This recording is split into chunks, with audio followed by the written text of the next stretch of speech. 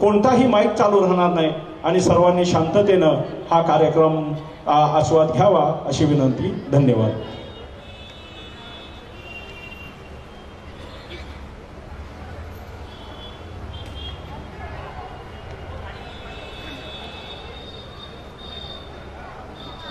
मराठा समाज खारघर यांच्या वतीनं आयोजित शिवजयंती उत्सव सोहळ्यासाठी उपस्थित असलेले आपण सर्व, खरं तर आपल्या रोजच्या कर्तव्य कर्मातून काही माणसं बाजूला येतात आणि जीवनाचं सारं रहाडगाडगं बाजूला सरून शिवप्रभूंचा जागर करूया असं म्हणतात.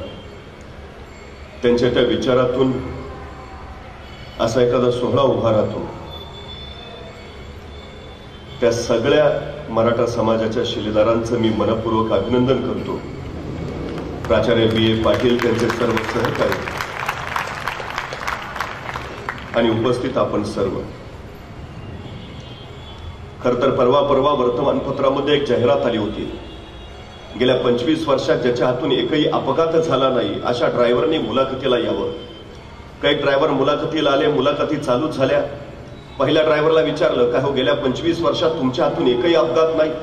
तो म्हटला, अजिबात नाही, विषय नाही, प्रश्नच नाही, फक्त गाडी एकदा ब्रेक फेल झाली म्हणून दरीत कोसळलो, पण बाकी कुठं टच नाही. त्याला म्हटले चला बाजूला. दुसऱ्याला विचारलं, गेल्या 25 वर्षात तुमच्या हातून एकही अपघात नाही? तो म्हटला, अजिबात नाही, विषय नाही, प्रश्नच नाही, फक्त एक जण पुढनं येऊन माझ्या अंगावर आदळला तेवढंच काय ते, पण बाकी कुठं धक्का नाही. त्यालाही म्हटले चला बाजूला. तिसऱ्याला विचारलं, गेल्या 25 वर्षात तुमच्या हातून एकही अपघात नाही?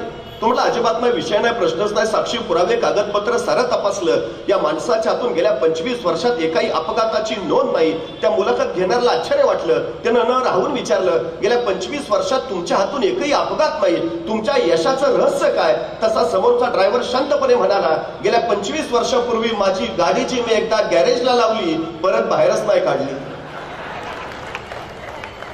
ज्यांच्या गाड्या गॅरेजला त्यांचा अपघात व्हायचा विषयच येत नाही, पण ज्यांच्या गाड्या गॅरेजला त्यांना आयुष्यात कधी ध्येयही गाठता येत नाही. ही सगळ्यात महत्वाची वस्तुस्थिती आहे. ध्येय गाठायचं असेल तर गाड्या रस्त्यावर आणाव्याच लागतील, आणि रस्ते म्हणले तर खड्डे ठरलेले, टक्के टोलपे ठरलेले, ऊन वारं वादळ पाऊस हे सगळं ठरलेलं. ही सगळी झुंज जिंकणं ज्याला जमतं, हा सगळा संघर्ष सोसणं ज्याला साधतं, त्याला यश जिंकता येतं. ही सगळ्यात महत्वाची गोष्ट आहे. तुमचा संघर्ष जेवढा मोठा तेवढी तुमची उंची मोठी असते. 350 वर्षापूर्वी छत्रपती शिवाजी महाराजांच्या वाट्याला आलेला संघर्ष एवढा मोठा होता की जोपर्यंत चंद्र सूर्य राहतील तोपर्यंत छत्रपती शिवाजी महाराज तुमच्या माझ्या काळजामध्ये जिवंतच राहतील. स्वराज्य निर्माण करावं म्हणून स्वराज्य निर्माण नाही झालं. 50 वर्षाच्या आयुष्यामध्ये शिवाजी महाराजांनी जो संघर्ष केलाय त्याच्या पाठीमागची व्याप्ती जर बघितली तर या माणसानं काय केलं याचा विचार मनात आल्यावर मग मस्तक नतमस्तक झाल्याशिवाय राहत नाही. ही सगळ्यात मोठी गोष्ट. खरं तर शिवाजी महाराजांनी राज्य उभा केलं, पण स्वतःच्या राज्याचं नाव त्यांनी शिवराज्य नाही ठेवलं, स्वतःच्या राज्याचं नाव ठेवलं स्वराज्य. स्व म्हणजे माझं राज्य. या मातीत उगवलेल्या कुणीही या राज्याच्या नावाचा उच्चार करावा, माझं राज्य. आणि मग माझं आहे ना, मग मलाच लढलं पाहिजे, मलाच झगडलं पाहिजे, मलाच सुंदलं पाहिजे, मलाच सुमेलं पाहिजे. ही उर्मीतल्या प्रत्येकात रुजवली, फुलवली, बहरवली आणि मग मातीसाठी लढायला, झुंजायला, मरायला माणसं सिद्ध झाली. हे सगळ्यात मोठं वैशिष्ट्य. नाहीतर बघा ना, तानाजीला बोलावलं आणि शिवाजी महाराजांनी तानाजीला सांगितलं, तानाजी तेवढा कोंडाणा घे, मग पंचायत समितीच्या तिकिटाचं तुझं बघतो. की विशाळगडावरनं निघणाऱ्या बाजी प्रभूंना सांगितलं, बाजी तेवढी खिंड लढवा, मग जिल्हा बँकेवर तुम्हाला घेतो. दिला काय महाराजांनी माणसांना? माणसं का मरायला तयार झाली? महाराजांनी हे नाही सांगितलं की कोणी शिवाजी राजा सांगतोय म्हणून ये, हे माझं राज्य उभा राहतोय म्हणून ये. शिवछत्रपतींनी स्पष्ट सांगितलं, हे तुझं राज्य आहे. तुला जर वाटत असेल तुझ्या राज्यासाठी काहीतरी करावं तर ये. तुला जर वाटत असेल तुझ्या पोरी-बाळी सुरक्षित राहाव्यात तर ये. तुला जर वाटत असेल तुझ्या पोरी-बाळींची आबरू राखावी तर ये. तुला जर वाटत असेल तुझ्या उद्याच्या पिढ्या सुखात नांदाव्यात तर ये. तुला जर वाटत असेल तुझ्या डोईवर सुखाचं छत्र उभा राहावं तर ये. कुणी शिवाजी राजा सांगतोय म्हणून नव्हे आणि स्वतःचं राज्य म्हणून माणसं या प्रवाहात सामील झाली. आणि मग बघता बघता तानाजी, बाजी, येसाजी, कोंडाजी, कडतोजी अशी शौर्यशाली धुरंधरांची मांद्याळी स्वराज्यासाठी मरायला एका पायावर तयार झाली. खरं तर शिवकाळ हा महाराष्ट्रातला पहिला काळ आहे जिथं माणसं जगण्यासाठी नाही, जिथं माणसं मरण्यासाठी स्पर्धा करतायत. अहो, महाराजांनी कुठली एखादी मोहीम काढावी, तानाजी सरदिशी पुढे यायचं. राज म्या जाणार, तसा बाजी म्हणायचं ताना कुठं निघाला पुढं, आम्ही आहे ना बाजून. ती काय नाही राज, एवढा वापला, आपण जाणार राज, आपण लढणार राज. तसा खस्तीशी तानाजी यायचा.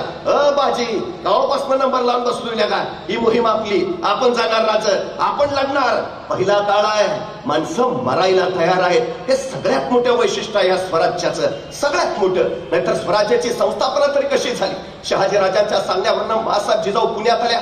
उदो झालेलं पुणे, भकास कंगाल झालेलं पुणे, रायरावांना गडावाचा नांगर पडला सगळ्या पुण्यावरनं. सगळी भूमी उजाड करून टाकली. त्याच भूमीत एक पहार रोवलीये, तुटकी वाल फुटकी कवडीत अडकवलीये आणि सांगितलं इथल्या रयतेला इथं वस्ती करणं अशुभ, जो कोणी वस्ती करेल त्याचा निर्वंश होईल. आणि माणसाच्या भयानं परगंदा झाली. सह्याद्रीच्या निविड दऱ्या खोऱ्यात किरण कडेकापर्यंत जो मुठीत घेऊन कशी बशी जगायला लागली. जगण्यासाठी मरायचं आणि मरण्यासाठी जगायचं असा त्यांच्या आयुष्याचा अट्टास झाल्या. अशा पुण्यात आल्यात मासाहेब. राज्य करायचं, जहागिरी चालवायची, पण राज्य करावं कुणावर, जहागिरी चालवावी कुणावर? होतो कोण इथं? दगडा थोंडांवर? अरे माणसं होती कुठं? माणसं दूर दऱ्या खोऱ्यात परगंदा.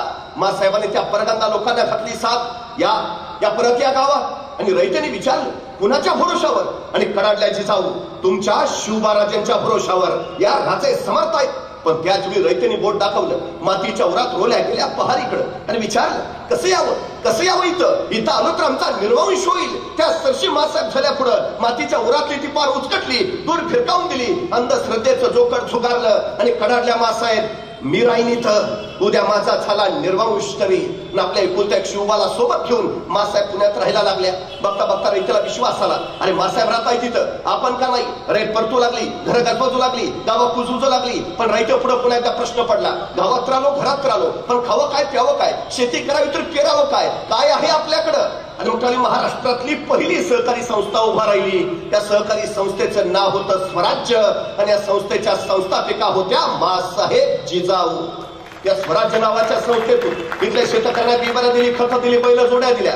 बघता बघता शेतकरी रानात गेला, पेरणी झाली, मोत्यासारख्या दाण्याची कणसं लगडू लागली. शेतकरी आनंदित झाला, कष्टाला फळ आलं. पण त्यातून काळचा कल्लोळ उडाला. आजूबाजूच्या दऱ्या खोऱ्यातली रानगव्यासारखी जनावरं उभ्या पिकात थैदोस घालायची, सगळं पीक पायातली तुडवायची, उभं रान नेस्तनाबूत करायची. डोळे देखत उभं पीक वाया जाताना दिसू लागलं. शेतकरी हवालदिल झाला, धावत धावत मासाहेबांकडे गेला. सांगता झाला, मासाहेब पेरणी तर झाली, पिकं तर आली, मोत्यासारख्या दाण्याची कणसई लगडली, पण मासाहेब जनावर उच्छाद मांडतात, उभ्या पिकात हैदोस घालतात, सगळं पीक नाश होत्यात, काहीतरी करा मासाहेब. मासाहेबांना पळून चुकलं.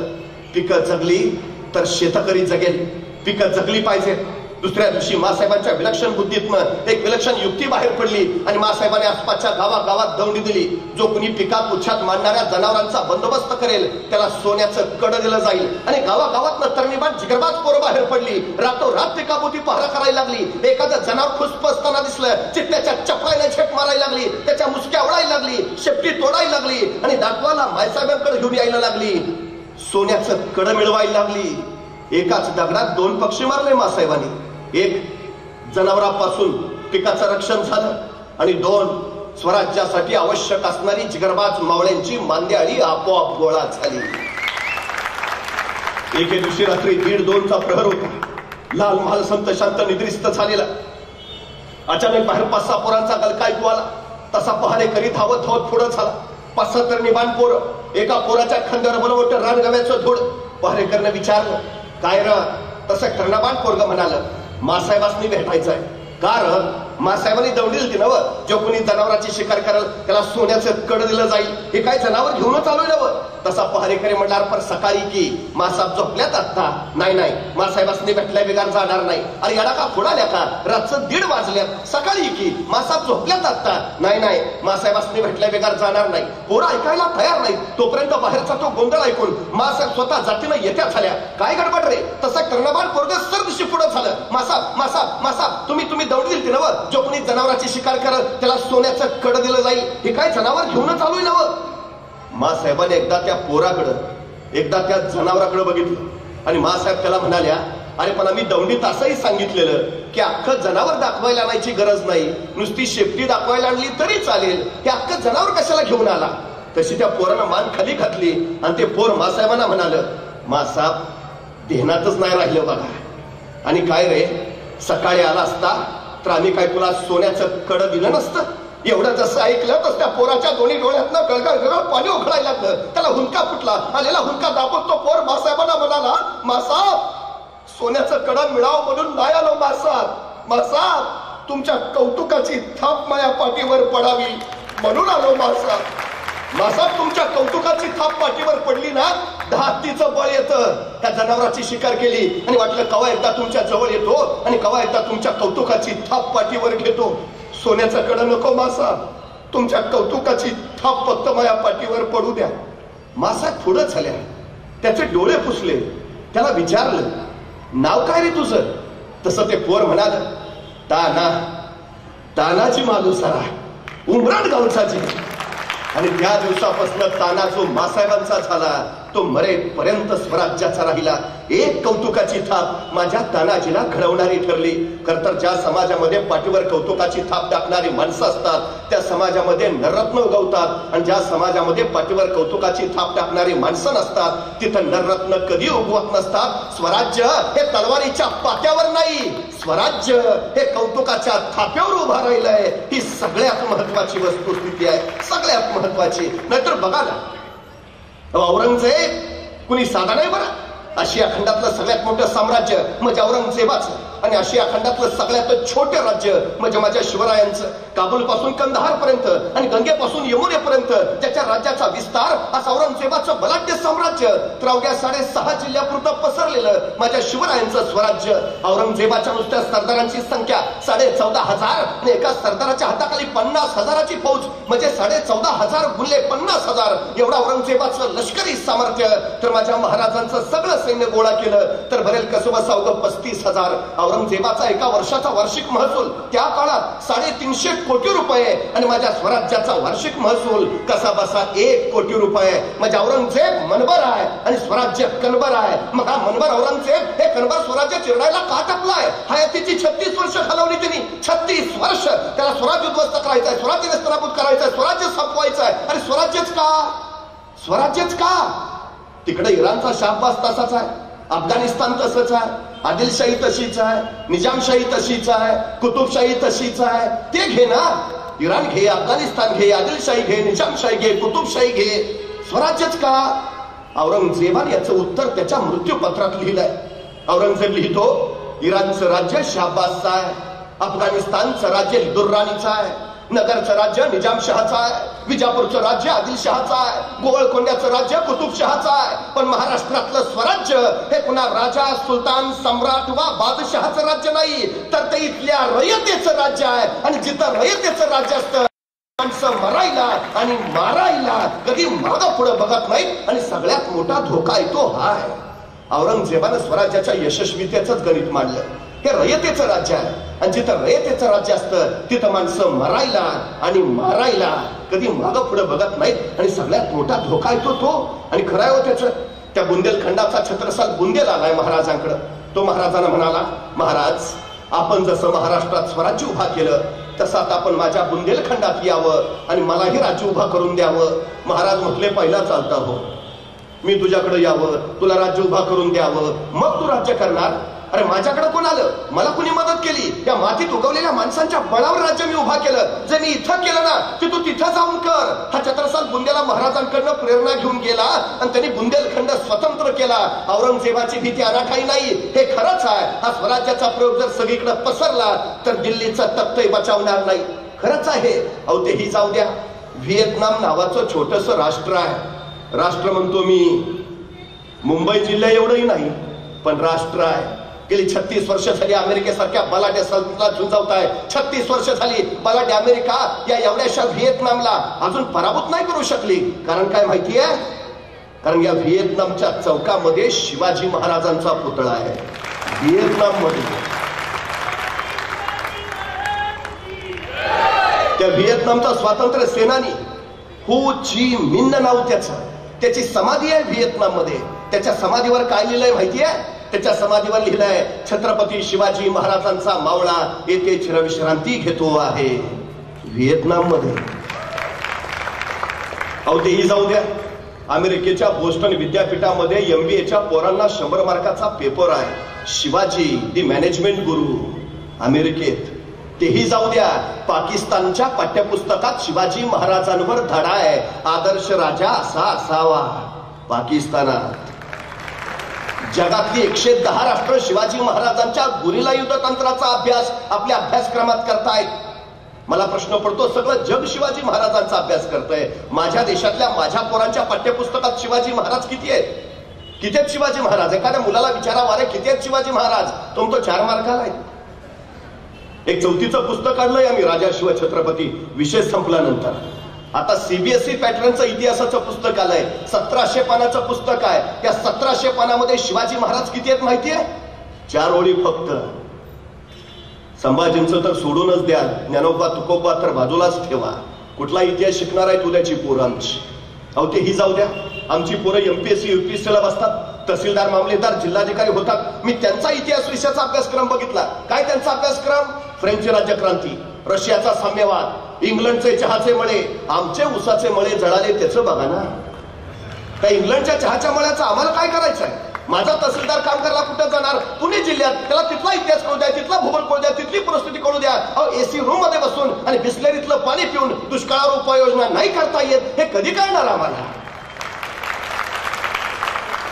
350 वर्षापूर्वी माझ्या राजानं रायगडावर 11,000 फूट उंचीवर गंगासागर नावाचं तळ खोदलं. 1972च्या दुष्काळात महाराष्ट्रातल्या सगळ्या विहिरी कोरड्या पडल्या, पण रायगडावर 11,000 फूट उंचीवर गंगासागर तळ्यात मात्र तुडुंब पाणी आहे. 72च्या दुष्काळात लोकांनी रायगडावरून पाणी खाली आणलं. ती शिवाजी महाराजांची शिवकालीन पाणी योजना जर आम्ही 6वीच्या पोरांच्या पाठ्यपुस्तकातच छापली तर पोराला 6वीतच कळेल पाणी कसं मुरवावं, पाणी कसं जिरवावं, पाणी कसं साठवावं, पाणी कसं वाचवावं, पाणी कसं वाढवावं, हे कळू द्या ना त्याला. अहो महाराजांच्या काळात माईकचा शोध लागला नव्हता, हे ध्वनी क्षेपणाचं तंत्र विकसित झालं नव्हतं. पण जा रायगडावर, एखाद्याने सिंहासनाजवळ उभा राहा, दुसऱ्याने नगारखान्याखाली या. नगारखान्याखाली कितीही हळू आवाजात बोला, सिंहासनावर ते स्पष्ट ऐकू येतं आजही. परवा राजगडाच्या राजमाचीचं बांधकाम चालू होतं. 350 वर्षापूर्वी शिवाजी महाराजांनी बांधलेले अँटी चेंबर सापडले. अँटी चेंबर ही संकल्पना आताची, महाराजांनी त्यावेळी अस्तित्वात आणली. कधी रायगडावर गेला तर तख्ताच्या मागच्या बाजूलाच अंडरग्राऊंड अँटी चेंबर आहे, बघून या कधीतरी. कुठलं लाकूड जाळ्यावर काळा दूर होतो, कुठलं लाकूड जाळ्यावर पांढरा दूर, कुठलं लाकूड जाळ्यावर निळ्या ज्वाळा, कुठलं लाकूड जाळ्यावर लाल ज्वाळा, याच्यावर संकेत ठरायचे महाराजांचे. आमचा तानाजी कोंडाणा घ्यायला गेला, कोंडाणा जिंकला, मग मावळ्याने कोंडाण्यावरची गवताची गंज पेटवली. त्या गवताच्या गंजीचा पांढरा धूर आसमानात भिडला आणि कोंडाण्यावरचा तो पांढरा धूर राजाने राजगडावरून बघितला आणि राजे कडाडले, गड फते. म्हणजे पांढरा धूर हा संकेत आहे विजय मिळाल्याचा. एखाद्या अशुभ बातमी असेल, रायगडावर काळा दूर केला जायचा, रायगडाचा काळा दूर तोरण्यावर दिसायचा, मग तोरण्यावर काळा दूर, तोरण्याचा काळा दूर राजगडावर दिसायचा, मग राजगडावर काळा दूर, राजगडाचा काळा दूर प्रतापगडावर दिसायचा, मग प्रतापगडावर काळा दूर, प्रतापगडाचा काळा दूर पाटणच्या दातेगडावर दिसायचा, मग दातेगडावर काळा दूर, दातेगडाचा काळा दूर प्रचितगडावर दिसायचा, मग प्रचितगडावर काळा दूर, प्रचितगडाचा काळा दूर कोल्हापूरच्या पन्हाळ्यावर दिसायचा, मग पन्हाळ्यावर काळा दूर, पन्हाळ्यावरचा काळा दूर सामनगडावर दिसायचा, मग सामनगडावर काळा दूर, सामनगडाचा काळा दूर रांगण्यावर दिसायचा, मग रांगण्यावर काळा दूर, रांगण्याचा काळा दूर पद्मदुर्गावर दिसायचा, मग पद्मदुर्गावर काळा दूर, पद्मदुर्गाचा काळा दूर सुवर्णदुर्गावर दिसायचा, मग सुवर्णदुर्गावर काळा दूर, सुवर्णदुर्गाचा काळा दूर सिंधुदुर्गावर दिसायचा, मग सिंधुदुर्गावर काळा दूर. महाराष्ट्रातल्या 360 किल्ल्यावर 1 तासाच्या आत मेसेज पोहोचायचा. काय झालंय? Out of coverage, not reachable, सभी लाईने व्यस्त आहे.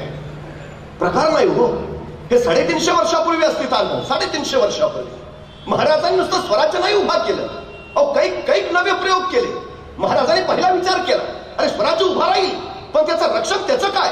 विजयी राजचं साम्राज्य नव्हतं, देवगिरीचं यादवाचं साम्राज्य नव्हतं, मग ते का उद्ध्वस्त झालं? परक्यांचे बुडवंटे त्यांच्या छताडावर का फिरले? त्यांच्यात शौर्य नव्हतं, त्यांच्यात धैर्य नव्हतं, त्यांच्यात पराक्रम नव्हता, धाडस नव्हतं, साहस नव्हतं, मग का?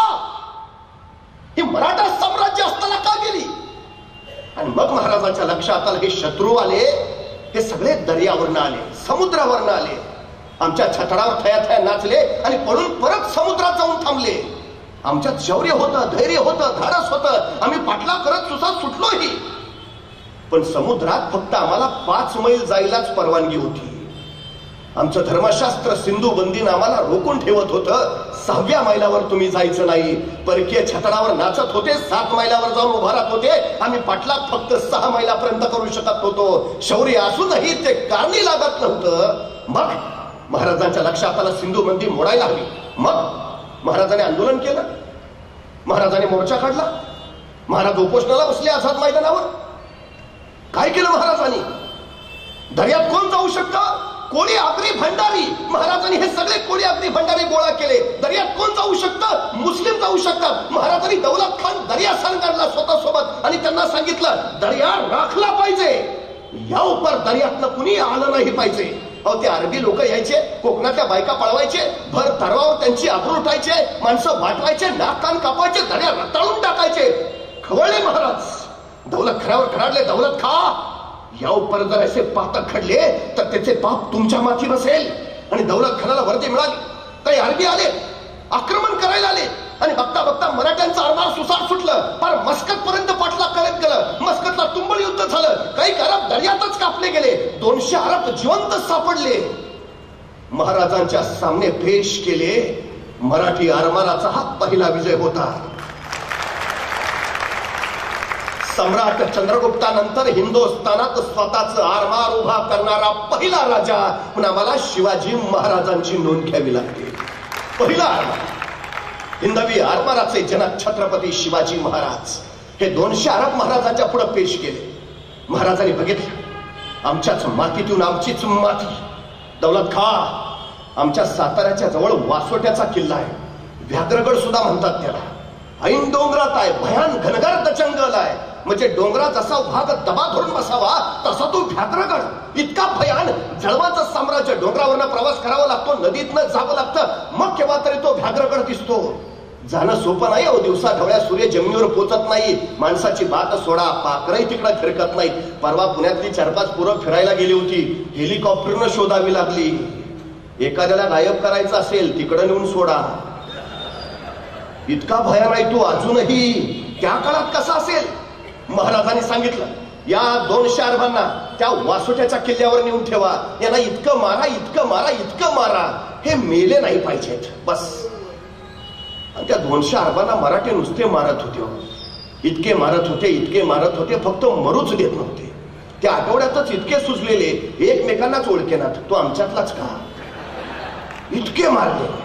महिनाभरानंतर महाराजांनी सांगितलं आता सुजलेले 200 अरब त्यांच्या जहाजात पाचवा आणि त्या त्यांच्या देशात पाठवून. पण कोंडाचेला काही पटेना. तो म्हटला महाराज सोडायचं होतं तर धरलं कशाला? जाऊ दे रे, पण जाऊ दे रे. आदेश होता महाराजांचा. हे सुजलेले 200 अरब त्यांच्या जहाजात बसवले, दिले त्यांच्या देशात पाठवून. पण कोंडाचेच्या डोक्यातला काही प्रश्न जाईना. त्यांनी महाराजांना परत विचारलं महाराज सोडायचं होतं तर धरलं कशाला? मग महाराज म्हणले कोंडाजी आता हे सुजलेले त्यांच्या देशात जातील, त्यांच्या प्रांतात पोचतील, त्यांच्या गावी येतील, त्यांच्या घरापुढे उभा राहतील, दार ठोठावतील, त्यांच्या बायका दार उघडतील, दारात यांना पाहतील आणि म्हणतील आमचे हे घरात नाहीत, नंतर या. यांच्या बायका यांना ओळखायच्या नाहीत कोंडाची. आणि उद्या चुकून जर कुणी तिरक्या नजरनं महाराष्ट्राकडे निघाला, पहिला हा आडवा जाईल. कुठे निघाला? महाराष्ट्रात नको जाऊ, महाराष्ट्रात नको जाऊ. भयानक आहे तो राजा. आमची काय हालत केली माहितीये ना, नको जाऊ. ताप नाही परत माझ्या महाराष्ट्राकडे तिरक्या नजरनं कुणी बघायची. महाराजांनी दहशत बसवली. कुणी नाही परत दर्यावर, एकही आक्रमण नाही. त्याच्यानंतर आक्रमण झालं फक्त आता 26/11ला. 350 वर्षापूर्वी महाराजांनी सांगितलं महाराष्ट्राला धोका जमिनीवरनं नाही, महाराष्ट्राला धोका समुद्रावरनं आहे. 26/11चा दहशतवादी हल्ला झाला. मग आम्हाला कळालं महाराज म्हणत होते ते खरं होतं. पण काय गेली 350 वर्ष आम्ही महाराज फक्त डोक्यावर घेऊनच नाचत बसलो. आम्ही महाराज डोक्यात कधी घातलेच नाहीत. डोक्यावरून मिरवण्यापेक्षा डोक्यात जर महाराज घातले असते तर 26/11चा दहशतवादी हल्ला सुद्धा रोखता आला असता. हे 350 वर्षापूर्वी केलं महाराजांनी. पण महाराजांना त्याच वेळी जाणीव आहे जी माणसं दुसऱ्याच्या खांद्यावर उभा असतात ती केव्हाही ढासळतात, पण जी माणसं स्वतःच्या पायावर उभा असतात त्यांना कोसळण्याचा धोका नसतो. स्वराज्य उभा करायचा आहे पण स्वतःच्या पायावर उभा केलं पाहिजे. अहो तत्कालीन काळात जहाजं इंग्रजांकडनं घ्यावी लागायची, तोफा पोर्तुगीजांकडनं घ्याव्या लागायच्या, दारूगोळा डाचांकडनं घ्यावा लागायचा. आणि त्यांनी जर देणं बंद केलं तर परिस्थिती कधी उद्भवू शकते. महाराजांनी त्याचा विचार केला. महाराजांनी कुडाळ डिचोलीला दारुगोळ्याचे कारखाने काढले, रत्नागिरी जिल्ह्यातल्या विजयदुर्गला जहाज बांधायचा कारखाना काढला आणि मुंबई जवळच्या कल्याणला आरमाराची गोदी काढली. स्वराज्य स्वतःची शस्त्र बनवण्यासाठी स्वयंपूर्ण झालं. महाराजांची गलबत त्यावेळी दरी असायची, पण त्या गलबतात वजनदार तोफा ठेवल्या की त्या वजनानं ती जहाज दचमळायची. जहाज दचमळ की नेम चुकायचा, उपयोग नव्हता आणि तोफेचा गोळा पुढे सुटला, दाब मागं पडला की जहाज पाण्यात पडायचं. महाराज विचार करायला लागले, काहीतरी केलं पाहिजे. आणि अखेर महाराजांनी विचार केला. महाराज इथं कल्याणच्या कारखान्यात आले, सगळ्या कामगारांना गोळा केलं. मी सांगतो तसं जहाज तयार करा, मी सांगतो तसं. आणि महाराजांनी सांगितलं असं असं असं आणि तसं तसं जहाज तयार झालं. तत्कालीन काळात पाण्यावर अत्यंत जलद गतीनं पळणार, किती ओझं ठेवलं तरी पाण्यात न डचमळणार, तोफ्याचा गोळा पुढे सुटला, दाब मागं पडला तरी पाण्यात न बुडणार, असं विलक्षण जहाज महाराजांनी तयार केलं. ज्या इंग्रजांकडनं महाराजांना जहाज विकत घ्यावी लागायची, त्या इंग्रजांनी महाराजांना पत्र पाठवलं, तुम्ही तयार केलेलं जहाज आम्हाला विकत देता का? त्या जहाजाचं नाव ठेवलं संगमिरी जहाज. ही स्वराज्याची निर्मिती आहे. शिवछत्रपतीने इतका या हिंदुस्थानात दुसरा सृजनशील आणि निर्मितीक्षम राजा झाला नाही, अजिबात नाही. नवनिर्मिती करायला प्रोत्साहन दिलं. नंतर बघा ना, शिवाजी महाराजांनी प्रत्येकाला यश कशात आहे स्वराज्याचं, या स्वराज्यात प्रत्येक जण सामील झाला. जोपर्यंत जनता तुमच्या सोबत नसते तुम्हाला राज्य करता येत नाही. असं सरकार लोकप्रिय असू शकत नाही. सरकार लोकप्रिय तेव्हा होतं तर जनतेला ते सरकार आपलं वाटतं. महाराजांनी ते केलं. वचननामा काय स्वराज्याचा? रस्ते नीट करतो, भारनियमन बंद करतो, बेरोजगारी हटवतो. काय महाराजांच्या स्वराज्याचा वचननामा काय? सर्वांस पोटास लावणे आहे बास. 18 पकड जातीची 12 बुद्धिधराची सारी, सुतार लोहार चांबार न्हावी जोशी गुरववाणी मुलानी सारी मारी धनगर कोळी आगरी भंडारी सगळी. हे कारखाने काढले. सुतारला काय मिळालं, लोहारला काय मिळालं, चांभारला काय मिळालं? प्रत्येक जण पोटाला लागला, स्वराज्यात सामील झाला. सुतार सुद्धा ती फळी रांधताना कोण आनंदाने रांधायचा. आणि या फळीचं जहाज होणार आहे, ते जहाज दर्यात जाणार आहे. ते जहाजाने विजय मिळविल ना, मला अभिमान वाटेल. त्या जहाजाची फळी मी रांधली आहे, मी. प्रत्येक जण सामील करून घेतला, प्रत्येक जण. स्वराज्याचं यश याच्यात आहे. आणि त्याच्यापेक्षा महाराजांनी प्रत्येकाला जबाबदारी दिली. ही जबाबदारी तुझी. शिवकाळ हा जगातला एकमेव असा इतिहास आहे ज्या इतिहासात तुम्हाला कुणी जबाबदारी टाळतानाच दिसत नाही. एकदा दिली ना दिली बस, परत बघायचं नाही त्याच्याकडे. तो काम पूर्ण करणारच कोण विश्वास होता. आणि मावळ्याने तो राखलाही होता. मावळ्यापासून भावळ्यापर्यंत आणि सरदारापासून शिलेदारापर्यंत तुम्हाला एकही असा भेटणार नाही की ज्यानं जबाबदारी टाळली, अजिबात. बघा ना, आमच्या तानाजीनं पोराचं लग्न काढलंय. पत्रिका द्यायला तो महाराजांकडे गेला. महाराजांना म्हणाला, राज रायबाच्या लग्नाला यायचं बरं का. मात्र राजांची नजर आहे कोंडाण्यावर. आणि कोंडाण्याकडे पाहता पाहता राजे तानाजीला म्हणाले, ताना कोंडाणा घ्यायचं म्हणे आहे रे. तसा सर्दी सुटला तानाजी. आता त्या पत्रिका फेकल्या. राजा आधी लगेच कोंढाण्याचं पण रायबाचं. आणि पोराचं लग्न टाकून तानाजी कोंढाण्याचं लग्न करायला गेला. गेला गेला गेला असा गेला की रायबाचं लग्न करायला परत आलाच नाही. मला राऊंड राऊंड प्रश्न पडतो, त्या तानाजीच्या जागी आजचा तानाजी असता तर नाही तिने पोराचं लगीन काढावा, पत्रिका द्यायला तो महाराजांकडे जावा आणि महाराजांनी म्हणावा, ताना कोंडाणा घ्यायचं म्हणे आहे रे. सर्दी उठला असता तानाजी. बोलता काय राजा, पोराचं लगीन काढले राव, पुन्हा ते लगीन सराय हो की परत. फरक आहे. नंतर पन्हाळगडाच्या वेड्यातनं राजा निसटले. बाजी प्रभू सिद्धोजीनाथ निंबाळकर सोबत आहेत. राजे पुढाले गजखिंडीत आले आणि त्याच्यावेळी वार्ता मिळाली शत्रू पाठलागावर आहे. राजाने बाजी प्रभूंना सांगितलं, बाजी खिंड तुम्ही लढवा, काय मोजक्या जमानिशाने पुढे जातो, तोपर्यंत बाजी खिंड तुम्ही लढवा. सगळी जबाबदारी बाजीवर. पण थोडी बाजी असं नाही म्हटले, राज सकाळपासून अंगात जरा कणकणच आहे, बाकी दुसरं कोण सापडतंय काय, परत आहेच की नाही. जबाबदारी टाळली नाही, शिर तुटलं. पण बाजीचं धड तलवार फिरवत राहिलं. जबाबदारी पाळणं याला म्हणतात. हल्ली आमच्याकडे जबाबदारी टाळणं याच्याशिवाय दुसरा उद्योग नाही. बघा ना, या देशाच्या लोकशाहीनं 18 वर्षानंतर आम्हाला मतदानाचा मूलभूत अधिकार दिला. आमची जबाबदारी आहे देशाच्या विकासासाठी चांगली माणसं सत्तेत यावी, यासाठी आम्ही मतदान करावं. जबाबदारी आमची. किती टक्के जबाबदारी पार पाडतो? किती टक्के मतदान होतं आमच्याकडं? 30%, 35%, 40%, 45%, 50%, 55%. डोक्यावरनं पाणी 60%. म्हणजे 40% लोक आपला मतदानाचा मूलभूत अधिकार बजावत नाहीत, जबाबदारीच चालत नाही.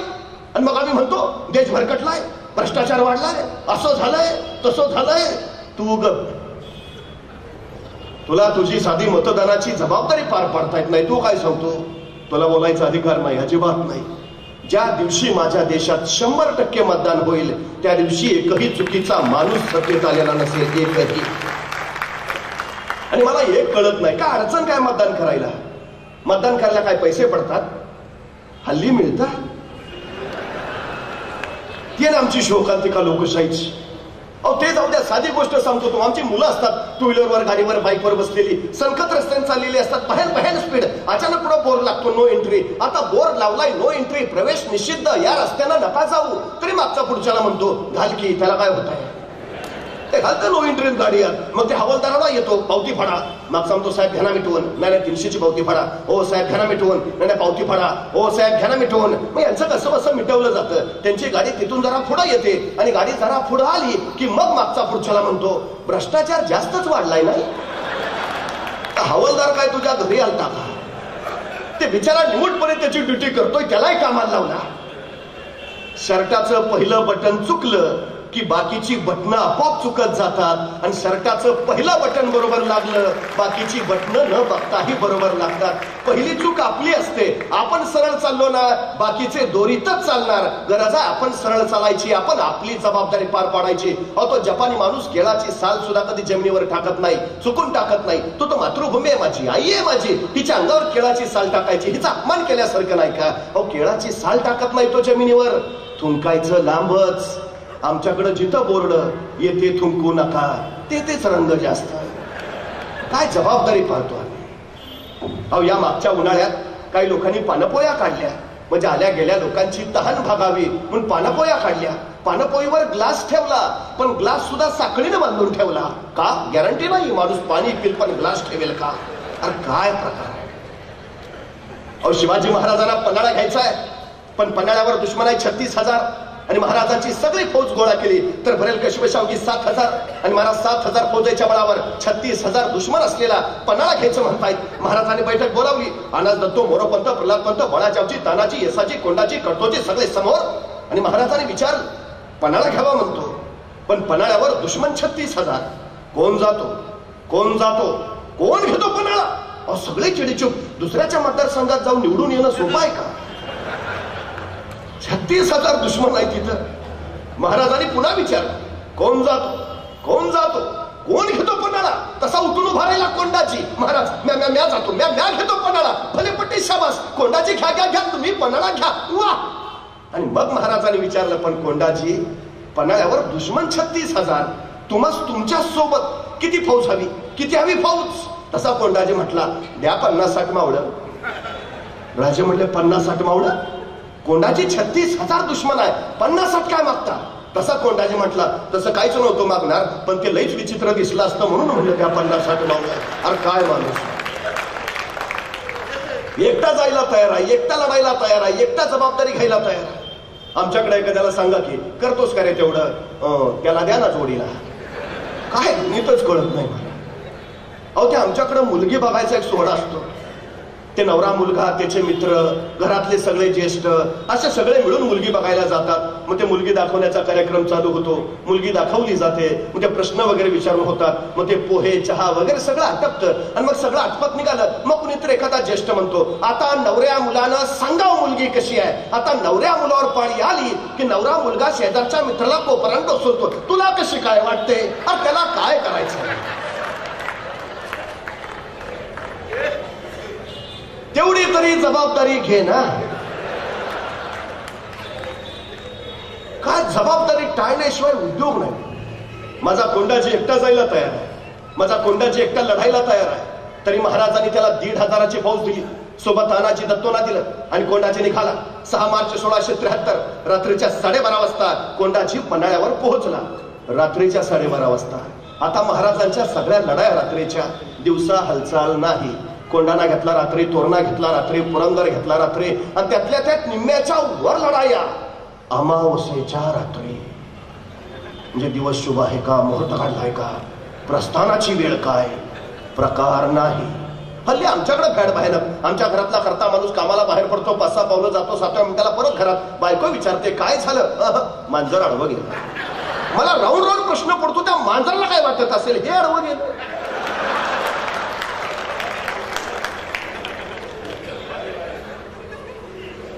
जी माणसं कारण सांगतात ना, यशोगाथा त्यांच्या गळ्यात कधीच माळ घालत नाही, चुकून घालत नाही. आणि शिवचरित्र हा जगातला एकमेव असा इतिहास आहे ज्या इतिहासामध्ये तुम्हाला कुणी कारण देतानाच भेटत नाही, अजिबात नाही. साधी गोष्ट सांगतो महाराजांची. महाराजांचा दुसरा मुलगा राजाराम जन्माला येताना पालथा जन्माला आला. आता पालथ जन्माला येणं आपल्याकडे जरा अशुभ मानलं जातं, अपशकून बरं नव्हे पालथ जन्माला येणं. पण दस्तूर खुद्द महाराजांचाच मुलगा पालथा जन्माला आला. मासाहेब थोड्याशा काळजीत पडल्या, चिंतेतच राजांजवळ आल्या. राजांना म्हणाल्या, राजे राजकुवर जन्मास आले. आता राजकुवर म्हणजे पुत्र, मग तुम्हास मुलगा झाला. पण मासाहेब थोड्याशा काळजीनं म्हणाल्या, पण राजे राजकुवर पालथे जन्मास आले. आता दुसरा कुणी असता तर म्हणलं असता झालं आमच्याच नशिबात का. पण नाही बरं, जशा मासाहेब म्हणाल्या राजकुवर पालथे जन्मास आले, महाराज उद्गारले, बहुत उत्तम, आता दिल्ली पालथी घालतील. पालथे जन्मास आले, आता दिल्ली पालथी घालतील. हा सकारात्मक दृष्टिकोन आहे. शिवचरित्रात तुम्हाला जागोजागी तो दिसतो. माझा कोंडाची तो दृष्टिकोन घेऊन आलाय. रात्रीच्या 12:30 वाजता आलाय. आता महाराजांनी त्याला 1,500ची फौज दिली. किमान दिलेल्या 1,500 फौजेचा तरी वापर करावा का नाही. त्याने अनाज दत्तोंना सांगितलं, अवघं 60 गडी माझ्या संगती द्या, बाकीचं हतच पाय त्याला पांगून उभा करा आणि प्रत्येकाच्या हातात 4-4, 5-5 मशाली द्या. अनाज दत्तो म्हणले ठीक आहे. सगळी माणसं पायथ्याला पांगून उभा केली. प्रत्येकाच्या हातात 4-4, 5-5 मशाली दिल्या आणि अवघे 60 गडी घेऊन कोंडाची गडाच्या मागच्या बाजूला गेला. एक कडा हेरला, दोर फेकला. मराठे सरसरवर चढले. वरचे पेंगुळलेले पारेकरी सपासप कापून काढले. खुलेआम कत्तल आरंभली. आकृष्कींकडे आरोळा रक्ताच्या चिरकांड्या, मुर्द्यांचा ढीक, प्रतांचं खात, यातनाचा हल्ला कदोड उडाला. तोपर्यंत कोंडाची बेफाट पळत सुटला. त्या किल्लेदाराच्या महालात किल्लेदार जागा व्हायच्या आधी त्याच्या छतावर पाय दिला आणि कोंडाची कडाडला. गडाच्या चाव्या दे. त्या किल्लेदाराला सुचायचं बंद झालं. तो इकडे तिकडे, खाली बघूच नको, खाली माझं 50,000चं सैन्य आहे. त्या किल्लेदारानं नुसतं मानवर करून खाली बघितलं. हे खाली 4-4, 5-5 मशाली घेतलेले. त्याला वाटलं खरंच 50,000 आहे. दिला चाव्या काढून. सकाळी कळलं 1,500 होते. करतो काय. राजकारण हे दंडाच्या बळावर आणि मनाच्या चांगुलपणावर करता येत नाही, ते बुद्धीच्या कसरतीवरच करावं लागतं. आणि महाराजांचं सारं राजकारण हे बुद्धीच्या कसरतीवर आहे. नाहीतर बघा ना, पन्हाळ्यावर दुश्मनाने 36,000, महाराजांची सगळी फौज गोळा केली तर भरेल 7,000. पण महाराज असं नाही म्हटले, त्यांची 36,000 आहे, आपली 7,000 आहे. बघू पुढच्या पंचवार्षिकला 20,000 करून मग करू हालचाल. जेवढं आहे तेवढं. कारण सांगणं प्रकारच नाही. सगळ्यात महत्वाचं तुम्ही काम किती करता याला महत्व नाही, तुम्ही काम कसं करता याला महत्व नाही, तुम्ही तुमच्या कामाचं नियोजन कसं करता हे फार महत्वाचं आहे. आणि शिवचरित्र या नियोजनाचा, व्यवस्थापनाचा सर्वोत्कृष्ट नमुना आहे. 50 वर्षाचं आयुष्य आहे महाराजांचं, पण 50 वर्षात एक घटना नाही, एक प्रसंग नाही की ज्याचं महाराजांनी नियोजन केलं नाही. चुकून नाही, एकही घटना नाही की ज्याचं महाराजांनी नियोजन केलं नाही. फक्त एक आणि एकमेव घटना ज्याचं महाराजांनी नियोजन केलं नव्हतं, फक्त एक, ती म्हणजे महाराजांचा मृत्यू. त्याचंच फक्त नियोजन नव्हतं.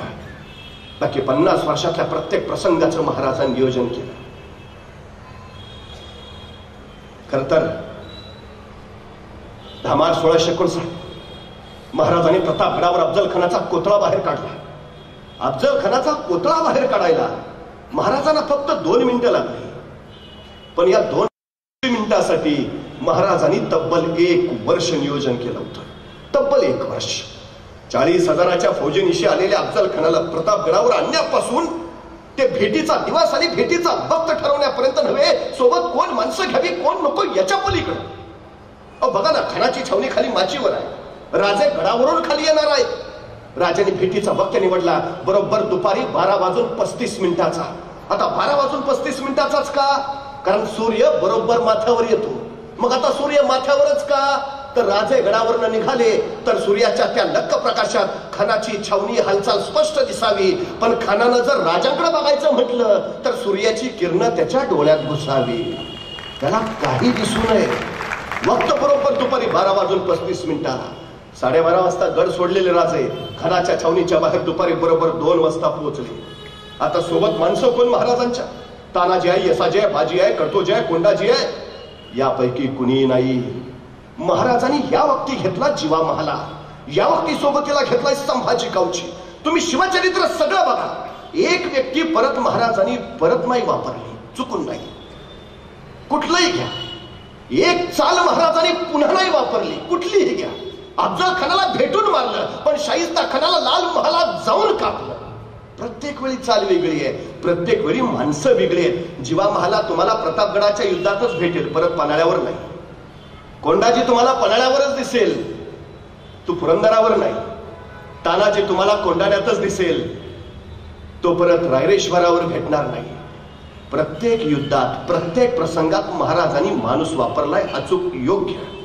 कुठला माणूस कुठल्या वेळी कसा अचूक वापरावा याचं अद्भुत तत्वज्ञान महाराजांकडे आहे. महाराजांनी या वक्ती घेतला जीवा महाला का?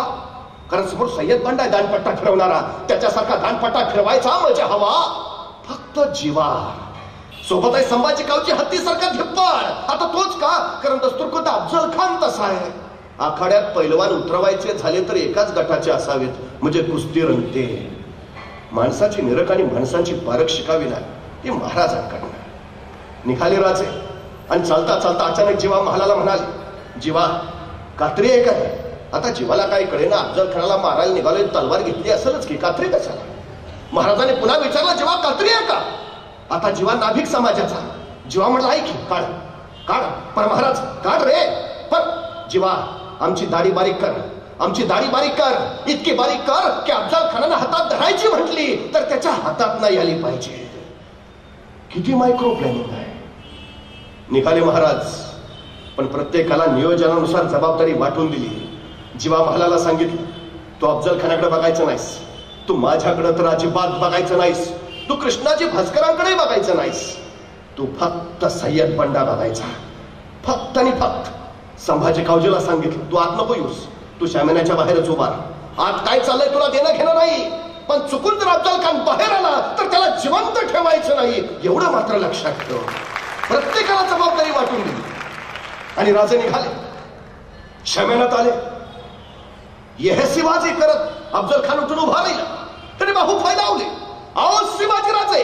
आणि राजे अफजल खानाच्या पिठीत गेले. खानाची पिठी आवडली आणि त्यामुळे खानाची कटार राजाच्या अंतर कपड्यात दिशेने सरली. दगा चालवला, भागणं निघाली, खूप बसली भागणं खानाच्या पोटात. दगा करत खान कडाडला. त्यातले कृष्णाजी भास्कर धावला, राजाच्या मस्तकावर वार केला. राजा बेसावत अचानक सय्यद बंडाचा दान पट्टाला आणि मस्तक छाटला. त्याचवेळी जीवाचा दान पट्टा सय्यद बंडाचा दान पट्ट्याचा छाटून रिकामाही झाला आणि इतिहास पुटपुटला.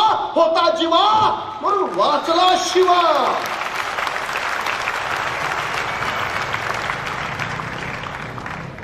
प्रश्न फक्त एक आहे, जीवा महालाने फक्त 1 सेकंद उशीर केला असता तर, फक्त 1 सेकंद, फार नाही, फक्त 1 सेकंद, तर महाराजांचं मस्तक कधी छटलं गेलं असतं सय्यद बंडाच्या दानपट्ट्यानं. आणि मग कळतं महाराजांचं नियोजन तिथं जीवा महालाच का, त्याला तेवढीच जबाबदारी का. महाराज तिथून धडक निघाले. ठरलं होतं असं की सगळ्यांनी पहिल्या दिंडी दरवाजावर जाऊन भेटायचं. राजे पोहोचले. पाठपाठ एक अंगरक्षक गोळा झाला. राजाची नजर भिरली. 1 2 3 4 5 6 7 8 9 9 9 9 जाताना तर 10 होते. एक कोण राहिला माग, एक कोण राहिला माग. अंगरक्षकाने एकमेकावर नजर फिरवली. कोणतरी अंगरक्षक पुटपुटला. राजा संभाजी कावजी दिसत नाही. संभाजी तो कुठे थांबला, कुठे थांबला तो? तोपर्यंत संभाजी कावजी पाठी मागून धापा टाकत येताना दिसला. राजाने विचारलं, संभाजी कोठे थांबला होता, कोठे रुकला होता? एवढं ऐकल्याबरोबर संभाजीने आपला हात वर केला. त्याच्या हातात अफजल खानाचं मस्तक होतं. ही का पाय मागं थांबलो होतो. राजे म्हणले, संभाजी पण हे आपल्या नियोजनात नव्हतं, हे नव्हतं आपल्या नियोजनात, हे नसतं धाडस का केलं का? तर संभाजी म्हणला, राजा तुम्ही खानाच्या पोटात भागण्यात खूप असली, पण म्हणलं मरतय का नाही म्हणून आणलं का? राजे म्हणले, संभाजी आम्ही खानाच्या पोटात जी भागणं का खूप असली त्याला जहरी जालीम विष लावलेलंच होतं. खान ऐसा तैसा वाचणार नव्हताच. मग हे नसतं धाडस का केलं, नियोजनात बाहेर का केलं? संभाजी यदा कदाचित तुम्ही खानाचं मस्तक छट असताना पाठीमागून तुमच्या मस्तकावर कोणी वार केला असता तर काय जबाब दिला असता मी तुमच्या आईला? तुमच्या आई तर म्हणाली असती, शिवाजींनी स्वतःचा जीव वाचवला पण माझा लेख मात्र खर्ची घातला नाही. संभाजी एक वेळा अफजल खान नाही मेला तरी चालेल, पण स्वराज्याचा एकही मावळा खर्ची पडता कामा नये. अरे पोटच्या पोरासारखं प्रेम केलं राजाने आपल्या सैनिकांवर, उगाच नाही. म्हणून तर माणसं मरत राहिली स्वराज्यावर. आणि मावळ्यांच्या या शौर्यावरच तर उभा राहिलं रायगडावर 32 मनाचं स्वर्ण सिंहासन. पण हे फक्त शौर्यावर नव्हतं, हे चरित्र घडलं होतं चारित्र्यातून. शिवरायांचा सगळ्यात मोठा पैलू आहे काही माणसं पराक्रमी असतात पण चारित्र्यशील असतातच असं नाही. काही माणसं चारित्र्यशील असतात पण ते पराक्रमी असतातच असं नाही. पण जो माणूस पराक्रमी आहे आणि पराकोटीचा चारित्र्य संपन्न आहे असा महापुरुष म्हणून शिवरायांशिवाय दुसरं नाव नाही. ही सगळ्यात महत्वाची गोष्ट.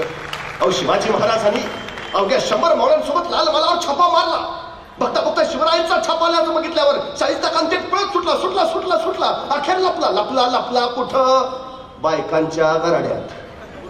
कारण त्याला माहिती आहे शिवाजी राजा बाई माणसाला कधीच हात लावत नाही. आपल्यासाठी सुरक्षित जागा जर आता कुठली असेल तर आपल्या बायकांचा गराडा. तो तिथंच लपून बसला. काय विश्वास आहे बघा महाराजांच्या चारित्र्यावर शत्रूला सुद्धा. आणि खरं होतं शाहिस्ता खान राण्याच्या घराण्यात आहे महाराजांनी बघितलं आणि महाराज जागच्या जागी थांबले पडद्याच्या मागं. श्वास मंद केला हालचाल मंद केली इतकी की जाऊन शाहिस्ता खानाला वाटलं बहुतेक महाराज गेले आणि शाहिस्ता खान अलगद राण्याच्या घराण्यातनं बाहेर पडला. राजाला चाहून आले चित्त्याच्या चप्पल राजे छेपावले. शाहिस्ता खान पळत सुटला राजे थांबले आणि खिडकीतनं उडी मारला त्यातून समशेर चालली. राजाला वाटलं गरजच मारली पण जीवावरचं बोटावर उभा. मला हे नाही सांगायचं तुम्हाला या शाहिस्ता खानाला रोजच्या रोज डायरी लिहायची सवय आहे. शाहिस्ता खान गुरुजी नावानं त्याची ती डायरी प्रसिद्ध आहे. त्या डायरीमध्ये त्याने हा लाल महालाचा सगळा प्रसंग रेखाटलाय. त्यात तो लिहितो की शिवाजी राजे वाऱ्यासारखे आले आणि तीरासारखे निघून गेले. काही वेळानंतर लाल महालातला गोंधळ थांबला आणि मग शाहिस्ता खानाची एक बहीण धावत धावत शाहिस्ता खानाकडे आली. भाईजान भाईजान भाईजान मेरी बेटी गायब है भाईजान. तर शाहिस्ता खान तिला म्हणाला जर शिवाजींच्या माणसाने तुझी पोरगी पळवली असेल तर बेफिक्र रहा. शिवाजी पोटच्या लेखीसारखीच तिची काळजी घेईल. हे शाहिस्ता खान लिहितो. काय विश्वास आहे महाराजांच्या चारित्र्यावर. अहो पण कशाला महाराजांची माणसं त्या पोरीला उचलतील. ती भीती पोटी तिथंच एका पिंपात लपून बसलेली ती सापडली नंतर तेही लिहिलंय शाहिस्ता खानानं.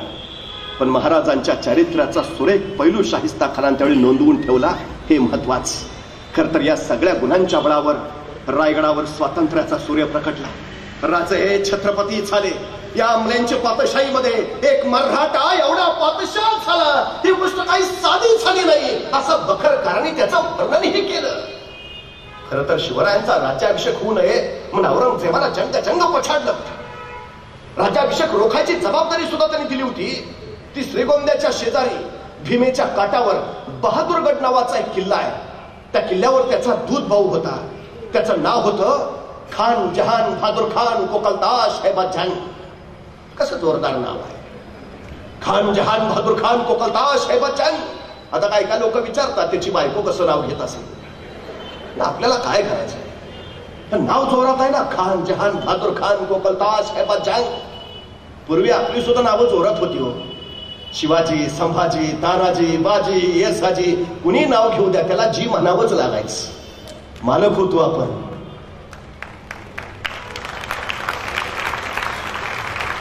वजनच होतो नावात. बदललं सगळं. पण याचं नाव जोरात आहे खान जहान बहादूर खान कोकलताश हैबतजंग. त्याला जबाबदारी दिलेली राज्याभिषेक रोखायची. पण अखेर राज्याभिषेक झाला. औरंगजेबानं त्याला खरमरीत पत्र लिहिलं. अरे तू तिथं करतो काय. या बहादूर खानानं औरंगजेबाला उत्तर पाठवलं हुजूर बहुतेक खुदाचीच इच्छा होती शिवाजी छत्रपती व्हावे. काय अप्रतिम उत्तर पाठवलं होतं. पण त्याला माहिती आहे औरंगजेब गप्प नाही बसणार. तो वैतागणार संतापणार राग काढणार. पण त्याला औरंगजेबाचं दुःख नाही माहिती होतं. त्याला माहिती होतं की टेबला खालून दिलं की टेबलावरून काम होतं. त्यांनी लगेच औरंगजेबाला पत्र लिहिलं हुजूर झाली चुकी पण मी उत्तरेकडनं बराच प्रयत्न केला हो पण मला राज्याभिषेक रोखताच नाही आला. अहो महाराजांनी राज्याभिषेकाचा दिवस काय ठरवलाय 6 जून 1674. आता 6 जूनच का मुहूर्त होता का. नाही हो. औरंगजेब राज्याभिषेक उद्ध्वस्त करणार आहे महाराजांना माहिती होतं. तो येणार हेही माहिती होतं. 6 जून जाणीवपूर्वक निवडला कारण 7 जूनला मृग नक्षत्र चालू होतं. रायगडावर रोरावत्या पावसाच्या सरी अशा कोसळतात की राज्याभिषेक उद्ध्वस्त करायला आलेला शत्रू रायगडावर पोचेल खरा परत काय जाईल. जाणीवपूर्वक हे नियोजन आहे हो बारीक. अखेर राज्याभिषेक झाला. त्यांनी सांगितलं मी केला प्रयत्न पण नाही झाला. पण हुजूर मी इथं बहादूरगडावर 1 कोटी रुपये नगद गोळा करून ठेवले आणि 200 दक्षिणी घोडी. बस एवढा पावसाळा संपू द्या. हे 1 कोटी रुपये आणि 200 घोडी लगेच आग्र्याला तुमच्याकडे पाठवून देतो. औरंगजेबानं वाचलं बहादूरगडावर 1 कोटी. वा वा वा छान छान छान लवकर लवकर पाठवून द्या. इथनं पुढे जरा नीट राहा. त्याचा राग निम्मा खाली.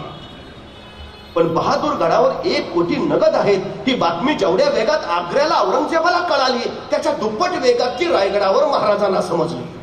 रायगडावर समजली बहादूर गडावर 1 कोटी नगद आहेत. महाराज म्हटले बरं झालं, नाहीतर राज्याभिषेकाला खर्च झालाच होता. आणि महाराजांनी बोलावलं आपले सरसेनापती हंबीरराव मोहिते ना. हंबीरराव मोहिते आले. महाराज म्हणाले हंबीरराव बहादूर गडावर 1 कोटी नगद आहेत. हंबीरराव म्हणले आणतो. दोघात संवादच नाही दुसरा.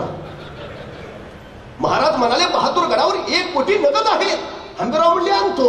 हंबीरराव असं नाही म्हटले गॅरंटी आहे का, उगा हेलपाट व्हायला नको. पण मी काय म्हणतो पावसाळा झाल्यावरच गेलो तर नाही का चालणार. नाही जरा सर्दीचाही त्रास आहे, अलर्जी आहे मला. कारण नाहीत. महाराज म्हणाले बहादूर गडावर 1 कोटी नगद आहे. हंबीरराव म्हणले आणतो. परत आणणं सोपं आहे. बहादूर गडावर 35,000ची खरी फौज आहे. 1 कोटी आणायचे तर त्या 35,000 फौजेचा मुकाबला करावा लागेल. म्हणजे किमान 40-45,000 फौज घेऊन जावं लागेल. रायगडावर तेवढी फौज होती. स्वराज्याची पद्धत अशी की दसऱ्याला सीमोल्लंघन करावं, स्वराज्य संवर्धनासाठी बाहेर पडावं, अक्षय तृतीयेला परत यावं आणि शेतीच्या कामाला लागावं. महाराजांचा राज्याभिषेक उरकून स्वराज्याचं सगळं सैन्य आपल्या शेतीच्या कामाला गेलंय. रायगडावर सैन्य. मग आमच्याकडे दंगल झाली, आणीबाणी आली की राज्य राखीव दल येतं. राज्य राखीव दल ही संकल्पना सुद्धा शिवाजी महाराजांची. रायगडावर कायम 10,000ची रिझर्व्ह फोर्स असायची कायम. हंबीररावांनी त्याच 10,000 फौजेतले 9,000 आपल्या सोबत घेतले. 1,000 रायगडाच्या रक्षणासाठी ठेवले.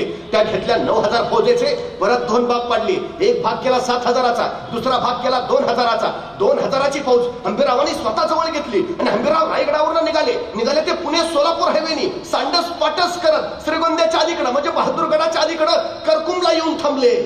आणि 7,000 उरलेली फौज घेऊन त्यांचा सरदार निघाला.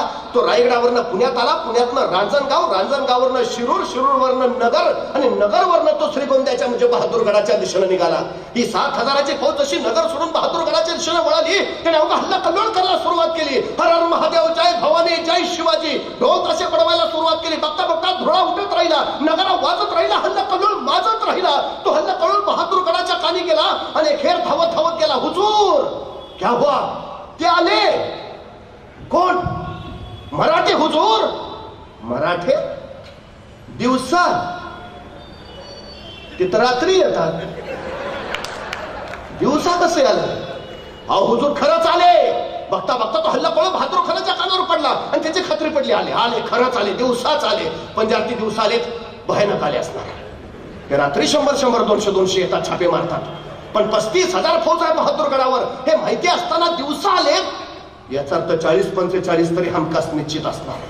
बहादूर खानानं लगेच बहादूरगडावरची 35,000 फौज बाहेर काढली. वॉचमन गेटमनच ठेवले तिथं आणि निघाला मराठ्यांच्या रोखानं. इकडून मराठी हर हर महादेवचा जागर करत निघाले, तिकडून बहादूर खान यलगार तत्तात धिंदिन करत निघालाय. दोन्ही फौजा त्रिशात निघाल्यात. बघता बघता तुंबळ युद्ध माजणार, बाहेरनं गंधन होणार. बघता बघता दोन्ही फौजा समोर आल्या. यलगार यलगार तत्तात धिंदिन करत बहादूर खान उसळत राहिला. हर हर महादेव करत मराठे झेपावत राहिले. दोन्ही फौजा समोर आल्या. आता युद्ध पेटणार, तुंबळ लढाई होणार, तलवारी उगारल्या गेल्या आणि वार होणार. अचानक मराठ्याने रिव्हर्स गिअर टाकला, भागो. त्या बहादूर खानाला सुचायचं बंद झालं. अरे काय पद्धत आहे करावं? अशी असते का लढाई? त्याला मराठे पुढं मोगल मागं, मराठे पुढं मोगल मागं 3-4 मैल पाठलाग चालू राहिला. 6 मैलाच्या पुढं मराठे निघून गेल्यावर मग बहादूर खान म्हणला रुक जाओ, भाग गए. मला वाटलं 40-50 हजार असतील. हे तर फक्त 7,000 आहे. आपलं 35,000 सैन्य बघूनच बहुतेक पळून गेले. आता नाही यायचे परत, धाडसच नाही होणार त्यांचं. चलो वापस. बहादूर खानाची सगळी फौज वळाली, निघाली बहादूरगडाच्या दिशेनं. 2-3 मैलच गेली तेवढ्यात मागचा हेर ओरडला, हुजूर मराठे परत आले. आता मात्र बहादूर खानाचं डोकं फिरलं. अरे ही काय लपाछपी चालली आहे करावं? हा काय प्रकार असतो कसा? गर्दीशी सगळं सैन्य वळवलं. तिकडून मराठे जोशात येत आहेत. मोकळ सोबत नाही सैतान मराठे काय उद्योग करतील, नियम नाही, फसवतील, खेळतील आणि अंगावर येतील एकदम. सगळ्या सैनिकांना सांगितलं सावध राहा, सजग राहा, सैतान हे मराठे. परत सगळं मोगल सैन्य त्वेषा निघालं, तावा निघालं. इकडून मराठे सुद्धा त्या जोशात निघाले. हर हर महादेवची किलकारी फुलू लागली. बघता बघता जय भवानीचा जागर झाला. मोगलांची फौज नजदीक आली. आदेश दिला बहादूर खानानं, तलवारी उचलल्या गेल्या. आता वाराची बहुचार होणार. बघता बघता तलवारी उचलल्या गेल्या. केल्या आणि युद्ध होणार मराठ्यांनी परत रिव्हर्स गिअर टाकला. भागो. आता बहादूर खान संतापला. काय चाललंय काय प्रकार आहे का? चला मराठे पुढं मोगल मागं, मराठे पुढं मोगल मागं, 3-4 मैल मोगलांनी पाठलाग केला. परत बहादूर खान म्हणला रुक जाओ, आता नाही यायचं परत, चलो वापस. सगळं मोगलांचं सैन्य निघालं परत फिरून बहादूरगडाकडं. 5-6 मैलच गेलं तेवढ्यात मागचा हेर परत ओरडला, हुजूर मराठे परत आले. आता मात्र डोकं फिरलं, आता सोडायचं नाही, पळतील तिथपर्यंत ताणायचं. हे दिवसभर खेळवत बसतील आपल्याला. अजिबात नाही, काय नाही, बस वळवा सगळं सैन्य. बरं वैतागलेलं रागवलेलं, 2 वेळा मराठ्यांनी फसवलंय, 3ऱ्या वेळा परत आता काय जाते तिथपर्यंत ताणायचं बस. इकडून मराठे जोशात आले, तिकडून मोगल त्वेषात. आता वेळ दौडायचा नाही, बस लगेच हल्लाच करायचा, वळूच द्यायचं नाही मराठ्यांना. मोगल तितक्या भयान वेगात आले, मराठे त्याच जोशात. आणि बघता मोगलांच्या तलवारी उचलले गेल्या, वार होणार, मराठ्यांनी परत रिव्हर्स गिअर टाकला. भागो. पण बहादूर खान ठरवलं आता सोडायचं नाही, आता जातील तिथपर्यंत ताणायचं बस. मराठे पुढं मोगल मागं, मराठे पुढं मोगल मागं. 6 मैल झाले, 10 मैल झाले, 15 मैल झाले, मोगल मागच. नगर आलं, मोगल मागच. शिरूर लागलं, मोगल मागच. एका सरदारने विचारलं, हुजूर आगे, ते परत येतील, एवढाच उद्योग करायचा काय? चल. मराठे पुढं मोगल मागं, मराठे पुढं. रांजणगाव लागलं, मोगल मागच. मराठे पुण्यात पोहोचले, मोगल मागच. पण मराठे जसे पुण्यात पोहोचले, काही मराठे सासवडच्या घाटात, काही मराठे कात्रच्या घाटात आणि काही मराठे सिंहगडच्या घाटात. बहादूर खान पुण्यात आला खरा, पण मराठे कुठं दिसायचं ना. कहा गए? यही तो थे.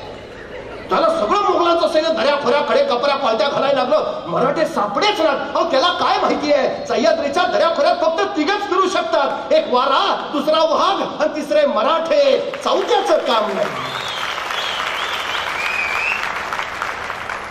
पण शोधून सुद्धा सापडेना म्हटल्यावर मग बहादूर खान म्हटला, जीतम जीतम जीतम, जीत गए हम, भाग गए भगौड़े मराठे, भगा दिया उनको, अब नहीं आएंगे, उनके इलाके में मचा दी धूम, क्या सामने आएंगे, चलो आप. मग छातीकडूनच बहादूर खान निघाला, पराभूत केलं मराठ्यांना, निघाला तिकडं.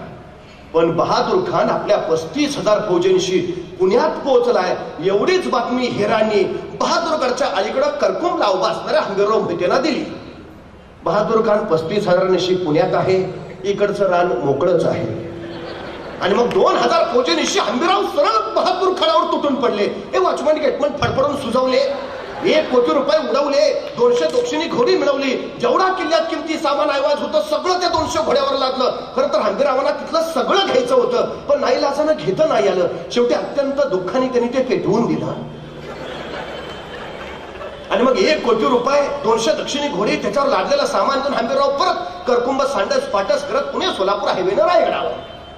तिकडे जीतम जीतम करत बहादूर खान निघाला होता नगरवरनं बहादूरगडाच्या दिशेनं.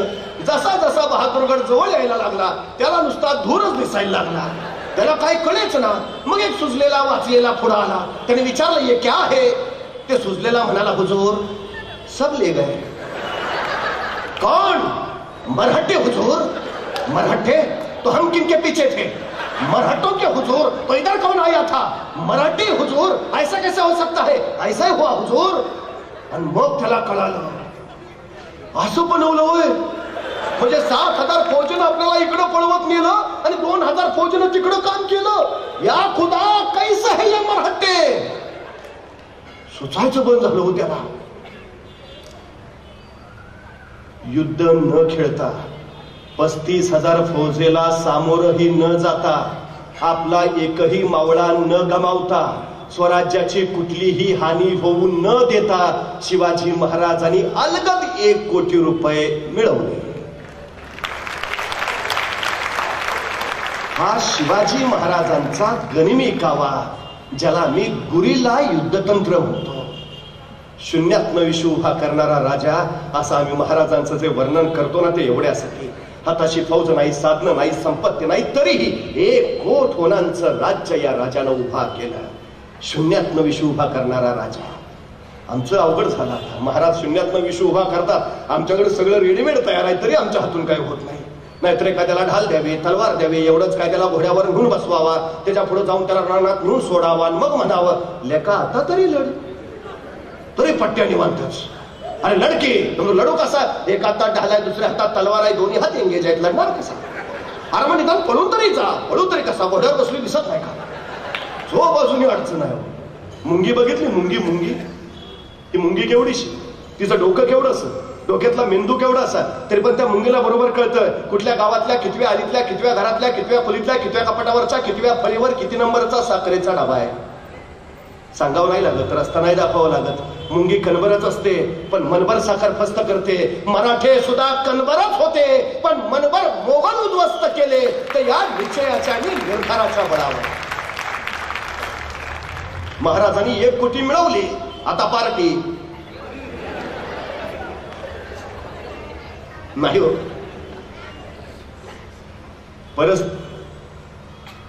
परिणामांची जाणीव न ठेवता जी माणसं कृती करतात ती कायम अपयशी ठरतात आणि परिणामांची जाणीव ठेवून जी माणसं कृती करतात ती कायम यशस्वी होतात. 1 कोटी पळवण्यापुरता डाव नव्हता. महाराजांनी त्याच्यानंतर काय परिणाम होतील याची चाहूल घेतलेली त्यांना माहिती आहे. बहादूर खान गप्पा नाही बसणार.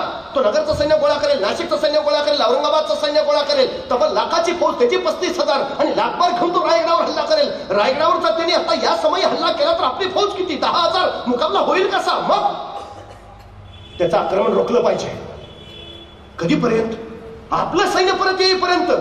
आपलं सैन्य गावातून परत कधी येणार? पावसाळा संपल्यावर, म्हणजे 4 महिन्यांनी. म्हणजे 4 महिने बहादूर खानाचा रायगडावरचं आक्रमण रोखलं पाहिजे. सुरू झालं राजकारण. आणि महाराजांनी मग आपला वकील काझी हैदर तो पाठवून गेला बहादूरगडावर. काझी हैदर बहादूर खानाची भेट घ्यायला आले पण बहादूर खान भेटच घेणार. ते बाबा बनवतात फार. राजकीय वकिलाची भेट घ्यावी असा राजनैतिक नियम आहे. नाही लागलं त्याला भेटावं लागलं. मग ते काझी हैदर आले. बहादूर खानाने विचारलं, हा क्या है? मग काझी हैदर साहेब म्हणाले, हुजूर आपल्यावर कोसळलेल्या प्रसंगाची आम्हाला तीव्र जाणीव आहे. अशा दिवसा ढवळ्या 1 कोटी हातातून जाणं याचं दुःख साधं नाही. पण हुजूर चुकून झालं. It's an accident. अपघात होता तो. आमच्या महाराजांना तुमच्या शक्तीची जाणीवच झाली नाही आणि म्हणून घडलं चुकून. पण जशी तुमच्या शक्तीची जाणीव झाली आमच्या महाराजांना प्रचंड पश्चाताप झाला. 3 दिवस आतल्यात जळतायत होते. 3 दिवस झाले जेवले नाहीत. शेवटी आज आम्हाला म्हणाले, काझी साहेब तुम्ही स्वतः जा, बहादूर खान साहेबांना सांगा की आम्ही विनाअट विनाशर्त तुम्हाला 10 किल्ले द्यायला तयार आहे. संभाजी राजांना तुमच्याकडे चाकरला पाठवायला तयार आहे. आणि हुजूर तुम्ही म्हणाल तेव्हा, तुम्ही आदेश द्याल तेव्हा आमचे स्वतः महाराज 10,000 फौजेनिशी तुमची सेवा करायला यायला तयार आहेत. एवढं ऐकलं तसा बहादूर खानानं उडीच मारल्या. 10 किल्ले विनाट. संभाजी महाराज मग आत्ताच घेऊन यायचं ना संभाजीना. मग शिवाजी महाराज कधी येत आहेत? काझी साहेबांना कळलं, मासा गळाला लागला. मग काझी साहेब म्हणले, नाही हुजूर हे आमचे महाराज सगळं तुम्हाला देणारच आहे, देणारच आहे. फक्त आमच्या महाराजांची एक छोटीशी अट आहे. काय काय काय काय काय नाही, हे जे आमचं महाराज सगळं तुम्हाला देणार आहेत म्हणजे 10 किल्ले, संभाजी महाराज स्वतः येणं, या सगळ्याला फक्त औरंगजेब बादशाहांची मान्यता हवी. बस एकदा बादशाहांचे शिक्क्याचे कागद आले हे सगळं तुम्हाला मिळाले. बहादूर कमला त्यात काय दिलं दिलं दिलं. पण आता आजच्यासारखी पद्धत नाही. लगेच औरंगजेबाचा मोबाईल नंबर फिरवला, हा बादशाहजी आलेत वकील महाराजांच्या, देतो म्हणतात 10 किल्ले संभाजींना पाठवतायत, महाराज स्वतः येत आहेत. हो नाही फक्त शिक्क्याचे का ईमेल करताय, व्हॉट्सअपलाच पाठवून द्या. नव्हता काळ तसा. काय हवंय हे माहिती घेऊन इथून सांडणी स्वार आग्र्याला जाणार. त्याला पोहोचायला लागणार 2 महिने. तिथून तर औरंगजेबाचे शिक्क्याचे कागद घेणार, परत महाराष्ट्रात येणार, यायला लागणार 2 महिने. झाले किती? आक्रमण किती काळ रोखायचं आहे? पेडगावच्या शहाण्याची म्हण ऐकली? पेडगावचे शहाणे ऐकली असेल प्रत्येकाने. हा बहादूरगड पेडगाव मध्ये आहे आणि हा तिथला शहाणा बहादूर खान. त्याच्यावरनं म्हण पडली पेडगावचे शहाणे. त्याला कळलंच नाही काही. आता शिवाजी महाराज 10 किल्ले द्यायला तयार आहेत, संभाजीनं पाठवायचं, तर मग हल्ला करायची गरज काय? 4 महिने तो निवांत. इकडं महाराजांनी मात्र या 4 महिन्यात 80,000 फौज रायगडावर गोळा करून ठेवली. आणि मग महाराज म्हटले ये आता कधी पण तिकडून औरंगजेबानं पत्र पाठवलं 4 महिन्यानंतर. अहो मानाचा हत्ती पाठवला बहादूर खानाला. साधा पराक्रम नाही हा. अहो दख्खन घ्यायला आलेले सरदार 1 खण घेता आला नाही त्यांना. औरंगजेबाच्या कुठल्याही सरदारला गड जिंकता आला नाही महाराजांचा. आणि या बहादूर खानानं 10 किल्ले ऐके मिळवले. केवढा मान सन्मान औरंगजेबानं केला, मानाचा हत्तीच पाठवला. बघितल्यावर बहादूर तर काय बेफाम खुश. त्यांनी लगेच आपले 2 वकील त्यांना सांगितलं, हे शिक्क्याचे कागद घ्या, पहिली रायगडावर जा, ते घेऊन या 10 किल्ले, संभाजी महाराज काय काय देताय ते पटकन. मग बहादूर खानाचे वकील रायगडावर गेले, महाराजांनी भेटायला बोलावले. मग महाराजांनी विचारलं, काय आहे? नाही, ते तुमचे वकील आले होते आमच्याकडे. कोण? ते काजी हैदर. कशाला? ते तुम्ही नाही का आमचे एकपोटी पळवले? कधी? अहो तुमचे ते हंबीरराव आलते. कुठं? आमच्या बहादूरगडावर. कशाला? अहो एक कोटी पळवायला. कुणाचे? अहो आमचे पळवले ना. त्याच्यानंतर तुमचे वकील आले, मग ते म्हणले 10 किल्ले देतो, संभाजी महाराजांना चाकरला पाठवतो. दारणी सुटले महाराज. तुमच्या त्या बहादूर खानानं तलवारीचा साकुटला ते दिमाग दाखवा मास की आमचा पुत्र धडावा त्याच्याकडे, तुरंत चालते व्हा, नाहीतर अपमान पावाल. मान खाली घालून गेले वकील. तिकडे बहादूर खान वाटच बघत होता. जसे वकील आले तसा पुढे गेला. क्या क्या क्या क्या हुआ? वकील म्हटले, पुन्हा फसवलो. डोकं मारून घ्यायची पाळलेली बहादूर खानाची. बरं करतो का? त्यात सगळं कळवलंय औरंगजेबाला. शिक्क्याचे कागद आता काय? या बहादूर खानानं प्रामाणिकपणे परत सगळं औरंगजेबाला कळवलं की त्या शिवाजीने आम्हाला परत फसवलं. एवढं कळाल्यावर औरंगजेबानं या बहादूर खानाला खरमरीत पत्र लिहिलं. ते खरमरीत पत्र खरं तर आम्ही आमच्या पोरांच्या पाठ्यपुस्तकात छापायला पाहिजे.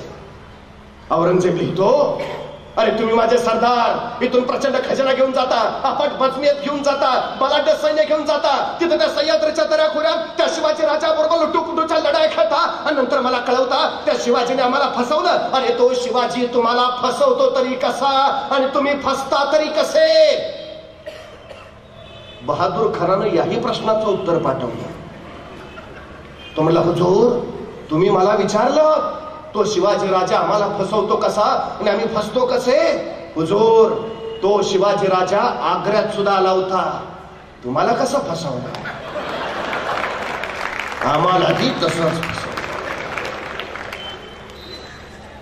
आपल्या पुऱ्या हयातीत औरंगजेब चुकून महाराष्ट्रात आला नाही. त्याला भीती होती. अहो सरदारांचा पराभव झाल्यावर किमान त्यांच्यावर रागावता तरी येते, पण शिवरायांनी आपलाच पराभव केला तर रागवायचं कुणावर? चुकून नाही आला तो. मी जाणीवपूर्वक विधान करतो, छत्रपती शिवाजी महाराज हे 17व्या शतकातले आंतरराष्ट्रीय कीर्तीचे सेनापती आहेत. जगात तुलना नाही, आंतर जगात नाही, अजिबात.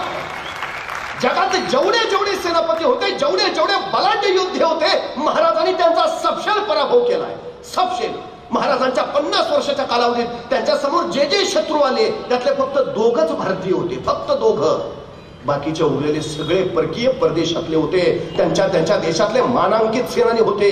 फक्त 2 इथले. एक अफजल खान, तो भारतीय आहे, या मातीतला आहे तो, आणि दुसरा मिर्झा राजा जयसिंग, तो इथला आहे. हे 2च भारतीय महाराजांच्या सामने आलेले, पराभूत झालेले. बाकी सगळे परदेशातले आहेत. त्याचे लाल महालात बोट छाटली. तो अबू तालिब मिर्झा नवाब शाइस्ता खान, तुर्कस्तानचा आहे तो, तुर्कस्तानचा नवाब. औरंगजेबाचा सख्खा मामा आहे. त्या तो प्रति औरंगजेब बंगाल जिंकून दिलाय त्यांनी. असा भलाटे सेनानी महाराजांनी 3 बोटं छाटली. पहाट व्हायच्या गायब झाला, परत नाही आला. तो बहलोल खान पठाण, सिकंदर चदर खान पठाण, हे सगळे पठाण अफगाणी आहेत, अफगाणिस्तानचे आहेत. तो दिलेर खान मंगोलियन आहे हा बाबा, मंगोलिया देशाचा सर्वोत्तम योद्धा. सिद्दी जौहर, सिद्दी सलाबत खान, हे सगळे इराणी आहेत, इराणचे आहेत, सर्वोत्तम योद्धे. महाराजांनी त्यांचा पराभव केला आणि तो लोणावळ्याच्या खिंडीत, उंबर खिंडीत त्याचा महाराजांनी कोंडून पराभव केला. तो कारतलब खान, तो उझबेकिस्तान म्हणजे आताच्या ताश्कंद रशियाचा आहे, त्याचा पराभव केला महाराजांनी. परत नाही आला. इंग्रज पराभूत, फ्रेंच पराभूत, डच पराभूत, पोर्तुगीज पराभूत, सगळ्यांचा पराभव केला या राजानं.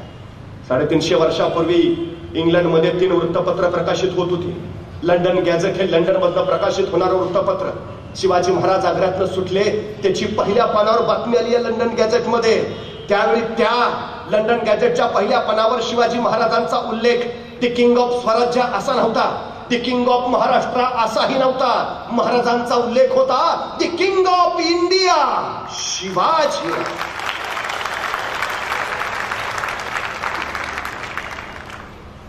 सर्वोत्तम, सगळ्या क्षेत्रातला राजा. मी वारंवार सांगतो, विष्णू शास्त्री चिपळूणकर एका ठिकाणी असं म्हणाले होते की मी मराठी भाषेतला शिवाजी आहे.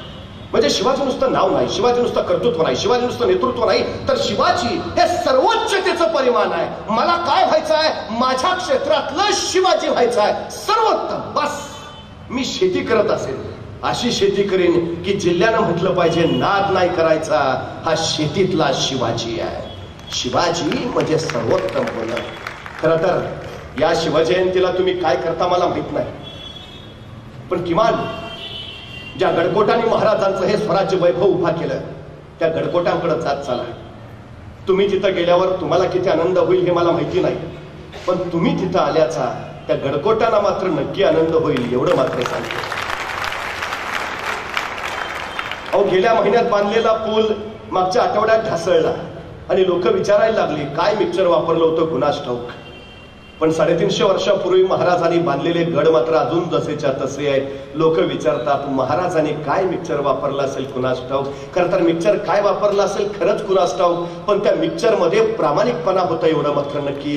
त्या मिक्सर मध्ये इमानदारी होती एवढी मात्र नक्की. तो प्रामाणिकपणा बघायचा असेल तर त्या गडकोटांकडे जरूर जा. इमानदारी जाणायची असेल तर त्या गडकोटांकडे जा. तिथला मातीचा एखादा ढेकूळ कधी हातात घ्या, पाण्यात टाका. त्या पाण्यावर जो तवंग उठेल तो तवंग सुद्धा या मातीसाठी खर्ची पडलेल्या मावळ्याच्या रक्ताचा असेल. तिथला पत्तर ना पत्तर माझ्या मावळ्याच्या जीवनाची चित्रकथा सांगेल मातीसाठी कसं लढावं, कसं जगावं आणि कसं मरावं. ही तीर्थस्थान आहे, तो आमची प्रेरणास्थान आहेत आमची. मी परवा पुण्यात होतो एका किल्ले स्पर्धाच्या उद्घाटनाला. माझ्या आधी एक जण बोलता बोलता म्हणाले मी राजस्थानला गेलो, आहा काय तिकडचे महाल, काय जपलेत त्यांनी. त्या उत्तरेतले गडकोट जसेच्या तसे काय ठेवले. तो दिल्लीचा लाल किल्ला, अहो काय जसाच्या तसा. तो आग्र्याचा ताजमहल काय जपलाय. आणि आमच्या महाराष्ट्रात सगळं ढासळलंय, सगळं कोसळलंय. मला वाईट वाटलं, रागही आला. मी त्याला म्हटलं खरंय तुमचं, त्या राजस्थानाचे महाल जसेच्या तसे आहेत, त्या उत्तरेतले गडकोट तेही जसेच्या तसे आहेत, तो दिल्लीचा लाल किल्ला तोही जसाच्या तसा आहे, तो आग्र्याचा ताजमहल तोही जसाच्या तसा आहे. मान्य आहे आमचं सगळं ढासळलंय, हेही मान्य आहे. पण त्यांचं तसं का आहे आणि आमचं असं काय माहितीये. त्यांचं तसं आहे कारण जेव्हा जेव्हा त्यांच्यावर हल्ले झाले तेव्हा तेव्हा त्यांनी माना वाकवल्या आणि भिंती वाचवल्या. आमच्यावर जेव्हा जेव्हा हल्ले झाले आम्ही माना नाही वाकवल्या, आम्ही छात्या फाकवल्या.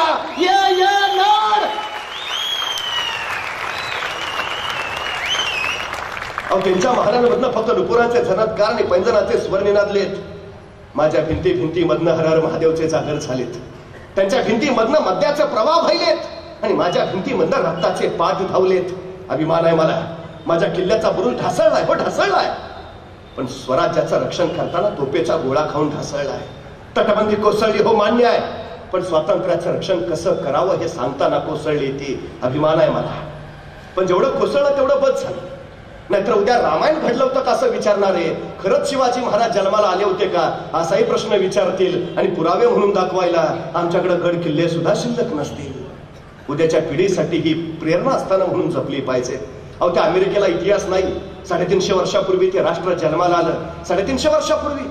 पण 350 वर्षापूर्वीचा दगड सुद्धा त्यांनी काचेत ठेवलाय दगड त्यांनी. का 350 वर्षापूर्वीचा आहे दगड काचेत, का 350 वर्षापूर्वीचा आहे. अहो त्यांनी दगडाची स्मारकं केली, आम्ही स्मारकांची दगड करून टाकली. आमच्या पूर्वजांचा हा जाज्वल्य इतिहास आम्ही जपायला हवा. शिवप्रभूंनी आपल्या आयुष्यात जो विचार वारसा दिला तो आम्ही नुसता डोक्यावर नाही तर डोक्यात घेऊन मिरवायला हवा. तर उद्याचं स्वराज्य आणि स्वराज्य उभा करता येईल.